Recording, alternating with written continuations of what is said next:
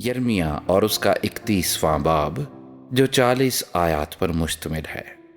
خداوند فرماتا ہے، میں اس وقت اسرائیل کے سب گھرانوں کا خدا ہوں گا اور وہ میرے لوگ ہوں گے۔ خداوند یوں فرماتا ہے کہ اسرائیل میں سے جو لوگ تلوار سے بچے جب وہ راحت کی تلاش میں گئے تو بیابان میں مقبول ٹھہرے۔ خداوند قدیم سے مجھ پر ظاہر ہوا اور کہا کہ میں نے تجھ سے ابدی محبت رکھی، اسی لیے میں نے اپنی شفقت تجھ پر بڑھائی۔ اے اسرائیل کی کنواری، میں تجھے پھر آباد کروں گا اور تو آباد ہو جائے گی۔ تو پھر دف اٹھا کر آراستہ ہوگی اور خوشی کرنے والوں کے ناچ میں شامل ہونے کو نکلے گی۔ تو پھر سامریا کے پہاڑوں پر تاکستان لگائے گی، باغ لگانے والے لگائیں گے اور اس کا پھل کھائیں گے، کیونکہ ایک دن آئے گا کہ افرائیم کی پہاڑیوں پر نگہبان پکاریں گے کہ اٹھو ہم سیون پر خداوند اپنے خدا کے حضور چلیں، کیونکہ خداوند یوں فرماتا ہے کہ یعقوب کے لیے خوشی سے گاؤ اور قوموں کی سرتاج کے لیے للکارو، منادی کرو، حمد کرو اور کہو، اے خداوند اپنے لوگوں کو یعنی اسرائیل کے بقیہ کو بچا۔ دیکھو میں شمالی ملک سے ان کو لاؤں گا اور زمین کی سرحدوں سے ان کو جمع کروں گا، اور ان میں اندھے اور لنگڑے اور حاملہ اور زچہ سب ہوں گے۔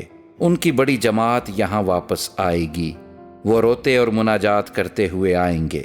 میں ان کی راہبری کروں گا، میں ان کو پانی کی ندیوں کی طرف راہ راست پر چلاؤں گا، جس میں وہ ٹھوکر نہ کھائیں گے، کیونکہ میں اسرائیل کا باپ ہوں اور افرائیم میرا پہلوٹا ہے۔ اے قوموں، خداوند کا کلام سنو اور دور کے جزیروں میں منادی کرو اور کہو کہ جس نے اسرائیل کو تتر بتر کیا وہی اسے جمع کرے گا اور اس کی ایسی نگہبانی کرے گا جیسی گڈریا اپنے گلے کی، کیونکہ خداوند نے یعقوب کا فدیہ دیا ہے اور اسے اس کے ہاتھ سے جو اس سے زوراور تھا رہائی بخشی ہے۔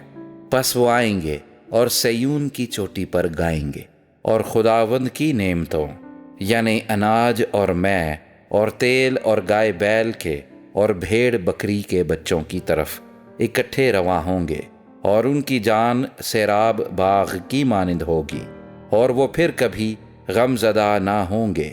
اس وقت کنواریاں اور پیر و جوان خوشی سے رقص کریں گے، کیونکہ میں ان کے غم کو خوشی سے بدل دوں گا اور ان کو تسلی دے کر غم کے بعد شادمان کروں گا، اور میں کاہنوں کی جان کو چکنائی سے سیر کروں گا، اور میرے لوگ میری نعمتوں سے آسودہ ہوں گے۔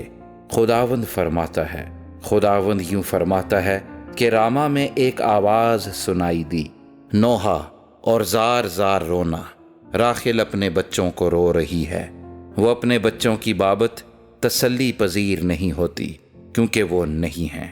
خداوند یوں فرماتا ہے کہ اپنی زاری کی آواز کو روک اور اپنی آنکھوں کو آنسوؤں سے باز رکھ، کیونکہ تیری محنت کے لیے اجر ہے۔ خداوند فرماتا ہے، اور وہ دشمن کے ملک سے واپس آئیں گے، اور خداوند فرماتا ہے تیری عاقبت کی بابت امید ہے، کیونکہ تیرے بچے پھر اپنی حدود میں داخل ہوں گے۔ فی الحقیقت میں نے افرائیم کو اپنے آپ پر یوں ماتم کرتے سنا کہ تو نے مجھے تنبیہ کی، اور میں نے اس بچھڑے کی مانند جو سدھایا نہیں گیا تنبیہ پائی۔ تو مجھے پھیر تو میں پھروں گا، کیونکہ تو ہی میرا خداوند خدا ہے۔ کیونکہ پھرنے کے بعد میں نے توبہ کی، اور تربیت پانے کے بعد میں نے اپنی ران پر ہاتھ مارا۔ میں شرمندہ بلکہ پریشان خاطر ہوا، اس لیے کہ میں نے اپنی جوانی کی ملامت اٹھائی تھی۔ کیا افرائیم میرا پیارا بیٹا ہے؟ کیا وہ پسندیدہ فرزند ہے؟ کیونکہ جب جب میں اس کے خلاف کچھ کہتا ہوں تو اسے جی جان سے یاد کرتا ہوں، اس لیے میرا دل اس کے لیے بےتاب ہے۔ میں یقیناً اس پر رحمت کروں گا۔ خداوند فرماتا ہے، اپنے لیے ستون کھڑے کر، اپنے لیے کھمبے بنا، اس شاہراہ پر دل لگا، ہاں اسی راہ سے جس سے تو گئی تھی واپس آ۔ اے اسرائیل کی کنواری، اپنے ان شہروں میں واپس آ۔ اے برگشتہ بیٹی، تو کب تک آوارہ پھرے گی؟ کیونکہ خداوند نے زمین پر ایک نئی چیز پیدا کی ہے کہ عورت مرد کی حمایت کرے گی۔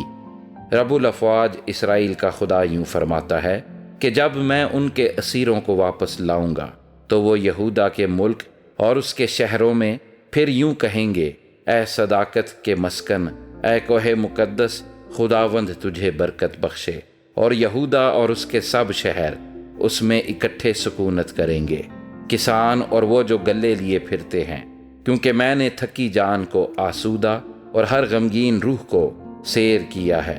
اب میں نے بیدار ہو کر نگاہ کی اور میری نیند میرے لیے میٹھی تھی۔ دیکھو وہ دن آتے ہیں، خداوند فرماتا ہے، جب میں اسرائیل کے گھر میں اور یہودا کے گھر میں انسان کا بیج اور حیوان کا بیج بوؤں گا۔ اور خداوند فرماتا ہے، جس طرح میں نے ان کی گھات میں بیٹھ کر ان کو اکھاڑا اور ڈھایا اور گرایا اور برباد کیا اور دکھ دیا، اسی طرح میں نگہبانی کر کے ان کو بناؤں گا اور لگاؤں گا۔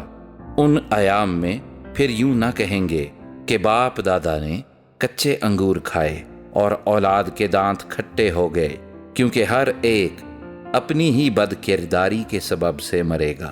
ہر ایک جو کچے انگور کھاتا ہے اسی کے دانت کھٹے ہوں گے۔ دیکھ وہ دن آتے ہیں، خداوند فرماتا ہے، جب میں اسرائیل کے گھرانے اور یہودا کے گھرانے کے ساتھ نیا عہد باندھوں گا، اس عہد کے مطابق نہیں جو میں نے ان کے باپ دادا سے کیا جب میں نے ان کی دستگیری کی تاکہ ان کو ملک مصر سے نکال لاؤں، اور انہوں نے میرے اس عہد کو توڑا اگرچہ میں ان کا مالک تھا، خداوند فرماتا ہے۔